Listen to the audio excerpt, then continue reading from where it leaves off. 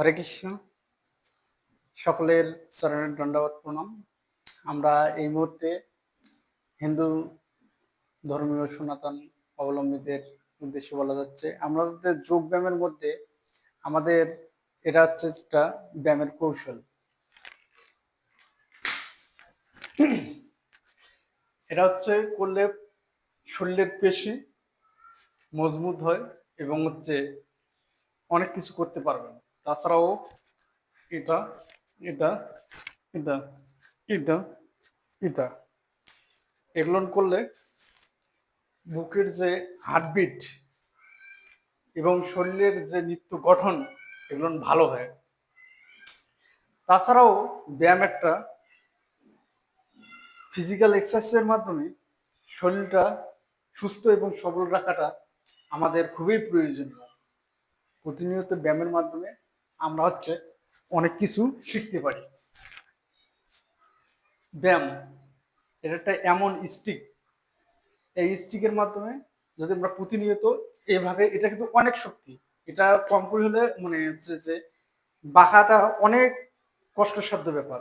এটা যে আমরা বাঁকাবো, এটা বাঁকাতে কম করে হলো 50 কেজির মতো যে হাতের মধ্যে পেশিতে ভর দিতে হবে। একটা 50 কেজি ওয়েট না হলে এটা কিন্তু বাঁকানো সম্ভব না। আর এটা যদি আমরা প্রতিনিয়ত প্র্যাকটিস করি, আমরা এইভাবে দেখা যাচ্ছে যে এইভাবে আমরা প্র্যাকটিস করলাম, তাহলে দেখা গেল যে আমাদের হাতের মধ্যে যে পেশিগুলো আছে এই পেশিগুলো বৃদ্ধি পাবে এবং রক্ত চলাচল বৃদ্ধি হওয়ার কারণে আমাদের এই মাসলটা বৃদ্ধি পাবে। তখন আমাদের হাতের যে শক্তি, তখন আমরা যে কোনো ভারী জিনিস, ওয়েট 50 কেজি হোক 100 কেজি হোক, তখন আমরা হাত দিয়ে ইজি মতো তুলতে পারবো। এটার যে ওয়েট, এই ওয়েটটা হচ্ছে 100 কেজির মতো ওয়েট। যদি এটা যদি আমরা তুলি, এখানে দেখাচ্ছে ছোট, কিন্তু অনেক ওয়েট আছে, এখানে অনেক ওয়েট আছে। সাধারণ লোক ধরতেই পারবে না, তুলতেই পারবে না এটা।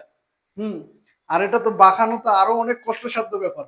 এটা বাঁকানোটা আরো অনেক কষ্টসাধ্য ব্যাপার। এইভাবে বাঁকাটা খুব কষ্টসাধ্য ব্যাপার। অতএব এটা বাঁকাতে হলে অবশ্যই শক্তির প্রয়োজন আছে। শক্তি না হলে এটা বাঁকানো অনেক কষ্টসাধ্য। অবশ্যই আপনারা এটা কিনবেন এবং চেষ্টা করবেন এটা বাঁকানোর। তাহলে যে আপনাদের শরীর পেশি বা যে নিত্য প্রয়োজনীয় ব্যায়ামের মধ্যে একটা পড়ে এবং শরীর বডি ভালো থাকে। আচ্ছা, সবাই ভালো থাকবেন। আমার চ্যানেলটা সবাই সাবস্ক্রাইব দিয়ে পাশে থাকবেন। ধন্যবাদ।